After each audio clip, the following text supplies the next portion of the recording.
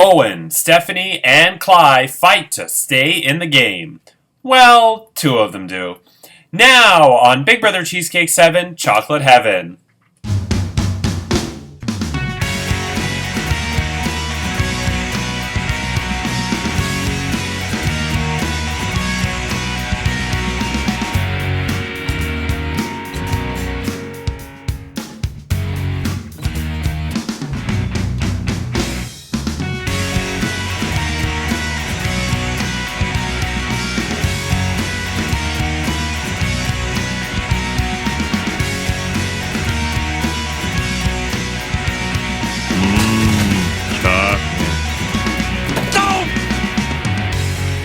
Hello, I'm Andrew Shevsik Moonves. Welcome to Big Brother Cheesecake 7, Chocolate Heaven.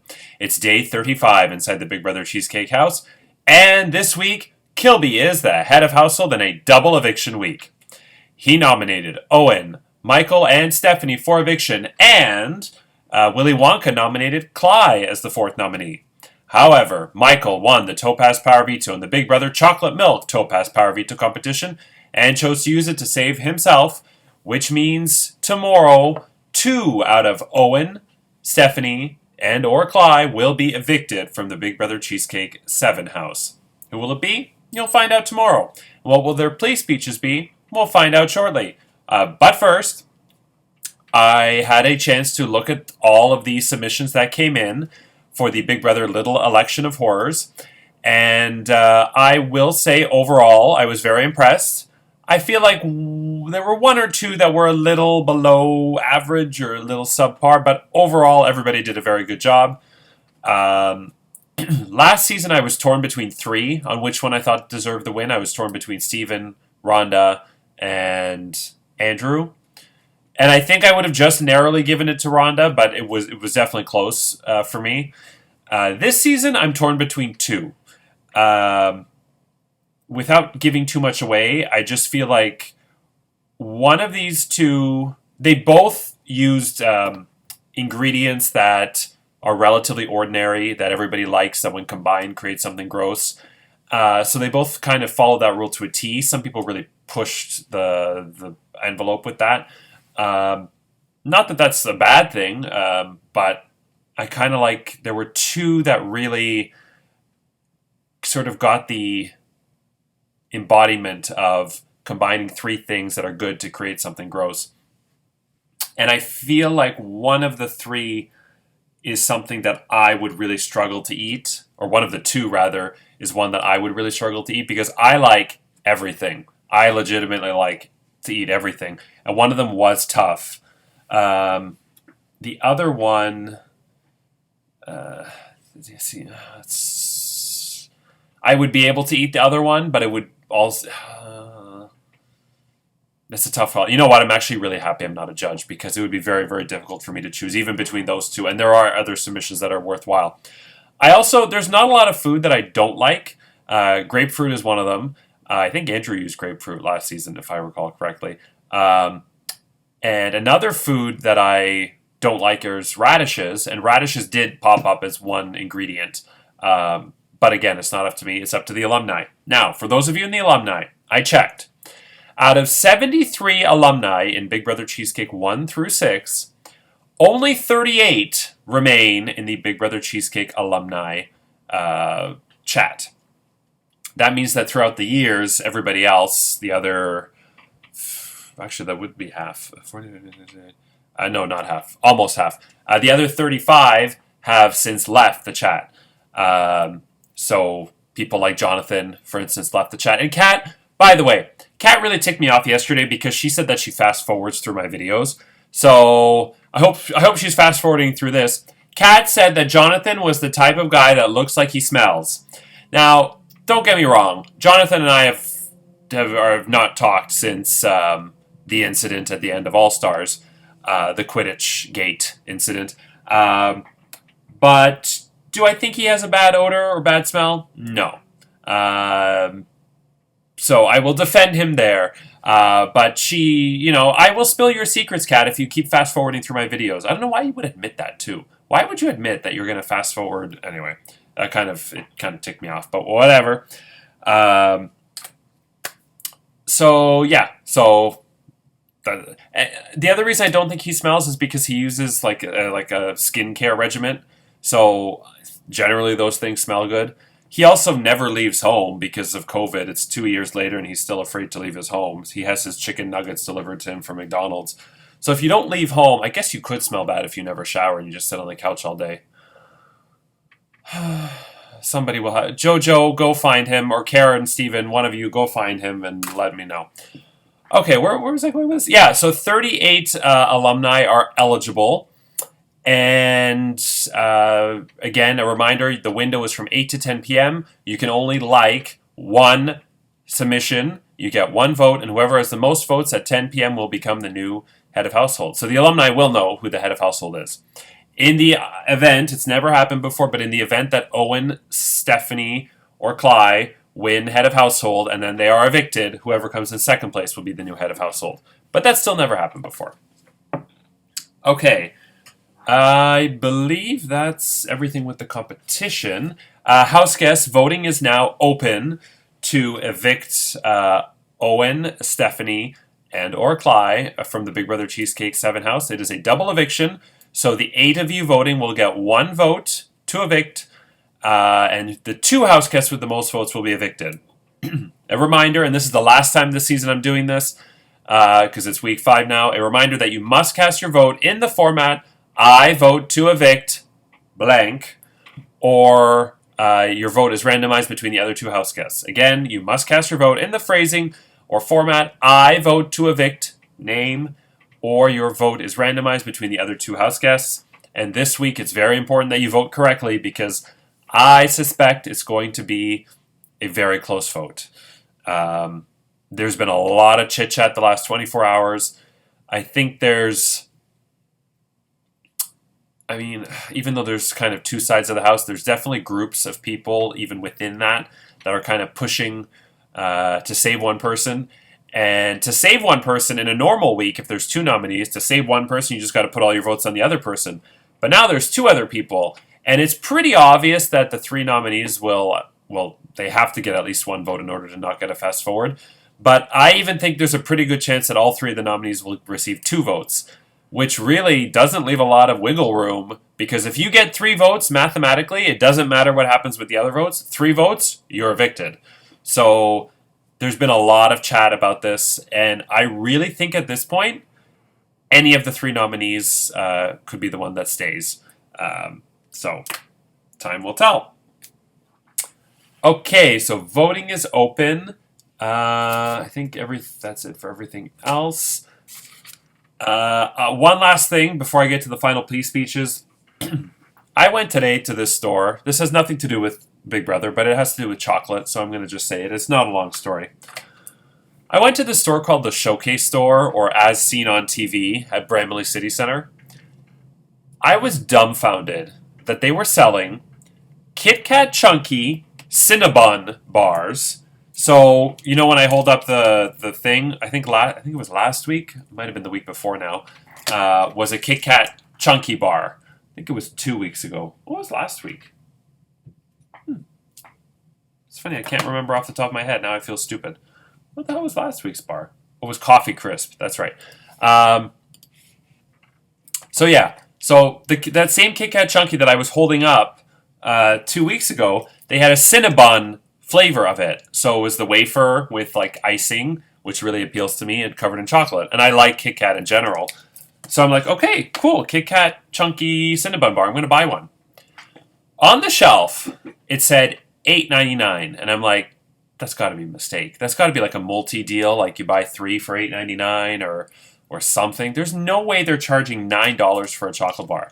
So I go to the cash register and I ask for her to scan it, and she says $8.99, and I'm like, my mouth just opens, and I'm just like, bye, and I walk out of the store, and she laughs. I guess like she's just some part-time employee. She's making minimum wage. So that girl, minimum wage in Ontario, I believe, is $15 an hour. So that girl has to work 40 minutes-ish. Yeah, 40 minutes to earn 1 chocolate bar? Are you kidding me? Oh, God. It's just so ridiculous. So she works 2 hours she can pay. She can buy 3 chocolate bars on 2 hours of pay. It's insanity. So yeah, who spent? And that was the last Kit Kat Chunky Cinnabon on the shelf. So all the other ones were purchased. So some moron is coming in and spending $9 on a chocolate bar. I don't care if the chocolate bar is made with like Owen's cum. I wouldn't spend $9 on it. It's ridiculous. Anyway, okay, so I think that's everything. Now it's time to get to the final plea speeches. So it's no secret that Plea has been pretty much totally invisible for 2 weeks. For Chocoland, she did not submit. That was last week, right? The week before was Grand Game. She did play in that. So 2 weeks now, she's been totally invisible. I'm still talking to her, so I know she's alive, which is good.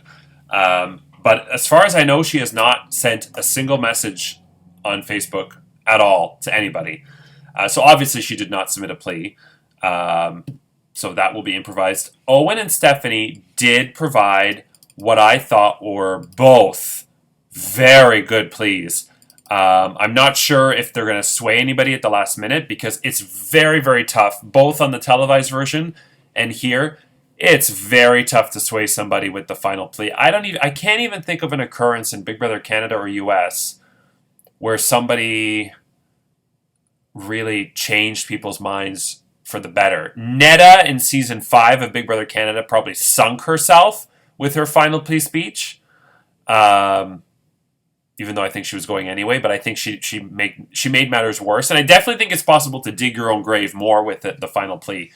But I can't think of an occurrence in Cheesecake or in Canada or US where somebody's final plea actually changed people's minds and got them to vote the other way. Yeah, I can't think of one. But these were still both very good speeches. So, Owen, Stephanie, Plea, your house guests are about to cast their votes to evict. Remember, voting... Oh, I almost forgot. Very important, and I hope I remember to put this in the group chat. This is very important. Voting will close at 8 p.m. Eastern Standard Time because the alumni window for the Little Election of Horrors is 8 to 10 p.m. So you must cast your vote by 8 p.m. so that there's no overlap because especially this season with the whole alumni scandal BS, there's a chance that if somebody's doing really well and winning, people will change their eviction vote to get rid of that person. But mind you, if I 10-4 your vote, it's over, it's locked. But still, voting closes at 8 p.m. Eastern Standard Time tonight, not 9 p.m. This is a very important vote. 2 people are going to be evicted. Do not miss your vote. Okay. Here we go. Owen, Stephanie, Plea, you have one last chance to plead your case with one brief statement. And Owen and Stephanie were not exactly brief, but that's okay. Here we go. Owen, you're up first. Hello, fellow house guests. It's been so much fun playing this game and getting to know you all. I would hate to see it come to an end now. I would especially be heartbroken to see somebody who has completely checked out and never checked in to begin with make it any further in this competition. Plea must go. It's almost jury, so ask yourself if that's really the kind of person you want to keep carrying forward. Please don't take her inaction for granted. If you evict me, my voice will get really low and it will damage your ear canals. Steph, you are a sweetheart and I have nothing bad to say about you. I will say about myself that I want to be here 1000%. I have been present since day one. I have been kind. I have been honest, and I have been open. Some have tried to paint me as the opposite this week, but to the rest of you, I hope my actions and my intentions so far have spoken louder than those others' words. I really hope you vote to keep me in the house. I would love to keep playing with all of you, and I hope you don't make me eat a disgusting food combo for nothing. Love you all. Okay, thank you, Owen. Stephanie, you're up next. Well, it's me again, Judge Janine Pirro from Fox News. It looks as if the radical left is at it again with another shooting in the Chicago region in a parade that's being blamed on guns. Remember, people, guns don't kill people. People kill people. And another thing, abortion is still bad. Just think, okay? I want you to think. The bottom line is this.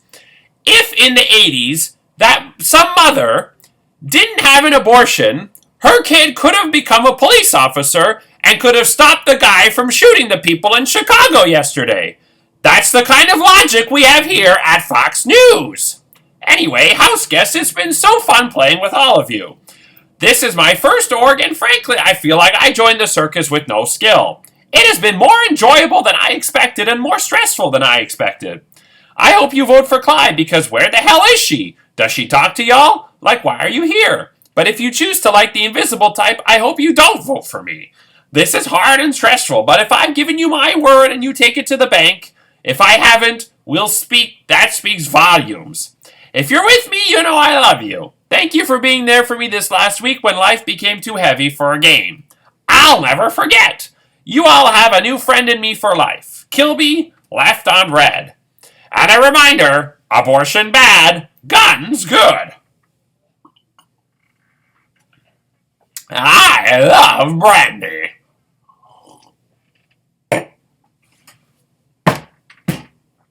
Oh. Okay, thank you, Stephanie. Cly, you're up next. Hello there, it's me again, Moira Rose from Schitt's Creek.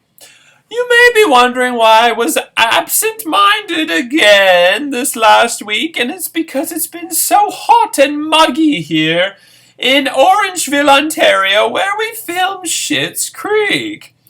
It was so hot I had to take a garden hose and shove it up my vagina so that I could get a refreshment. Also, now that I've cooled down, I want you to remember that I am the laughingstock of the season. And now let's use some stock footage. If you want to become the laughingstock of the season, vote me out. But that would be silly, wouldn't it? Oh, you're not silly. Instead, you should keep me up before you go. And I'll leave you hanging for another month or so. Remember, I'm Moira Rose, and you want to keep me in this house so that I can keep talking about my son David and my daughter Alexis, and we can be the laughingstock of the cheesecake community.